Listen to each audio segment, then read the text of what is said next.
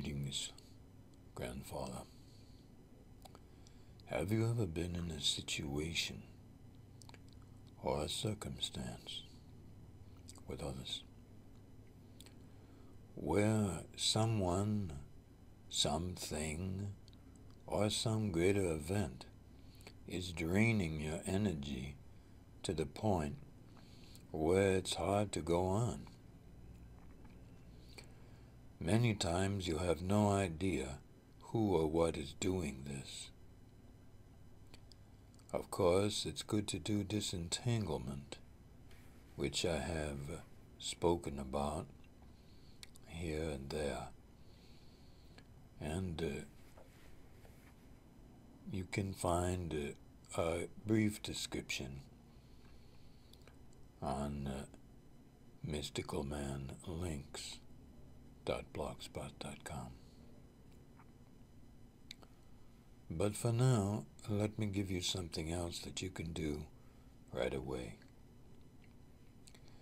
It would be good to be able to go outside, or on a sunny day would be helpful, but even if there's some clouds and the sun comes and goes from view, that's fine. And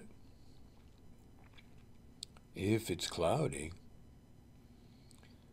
but you can tell, of course, where the sun is in the sky, that's almost as good. So remember, anytime you look at the sun, or in that general direction, you close your eyes, but tilt your head back up so it's clear that you are making a connection with the sun. Now, this is not going to be elaborate, simple, all right? And for those of you who are unable to go outside, then just imagine the sun in the sky and how it might look.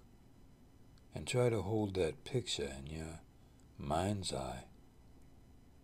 All right? Then ask out loud, as always, that all the most benevolent energies that are available for you to be all around and about you now in the most benevolent way for you. Then pause for a moment. Then either with your eyes closed looking towards the sun in the sky, or with your eyes closed and imagining what the sun might look like if you can't get outside or don't have access to that. Then say, I'm asking that the sun now remove any attachments from my physical self that are etheric, spiritual, or lost in my memory, that are either attached to me by others or that I have sent out to others and have forgotten about. Pause for a moment. Some of you will feel a rush of energy. If it is just a slight tingling or a massive amount of energy, wait until it completely fades. Wait a little longer and say this. I am also asking that gold light beings and light beings who are compatible with the gold light or compatible with gold light beings or both, come now and clear me of any energies or entities or other, including cords that are harming me or that could cause harm to me, and to please clear me now in the safest and most benevolent way for me. Some of you might be lying down to do this. That's perfectly all right. position is not a problem, but if you are sitting down, all right, outside, and that's all right, make certain it is a chair or something that does not have any refined metal in it. So if you're sitting on a rock, that's okay. Wait then until the energy passes, as always. If you don't feel any energy, wait for a few minutes. All right?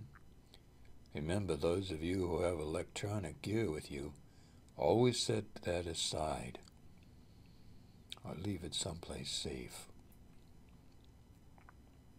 That's always best in these circumstances. Or if you have a phone nearby and you're indoors, try to shut it off. In other words, decrease that which might cause distractions to you. Now Gary has asked a question about this.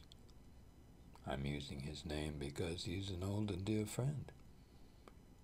But I've decided to include it all for you, because I know that sometimes you have a friend or even someone you've forgotten that you may have sent energy to because you were concerned about them or you loved them, but you did not realize that you sent it in the form of a cord from your etheric self.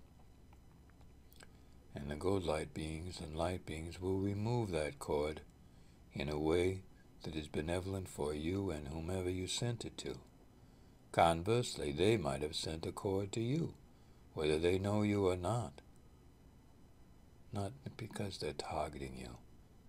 Usually it's because they're desperate for help, and they send it out in general, and because you are open-hearted in that moment, you may have taken it on.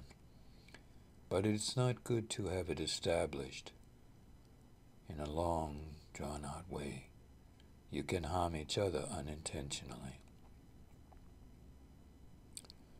That's all I'm going to say about that now. But I just wanted to share that with you, as I felt that Gary's question was so relevant in this day and age. Good life to you all.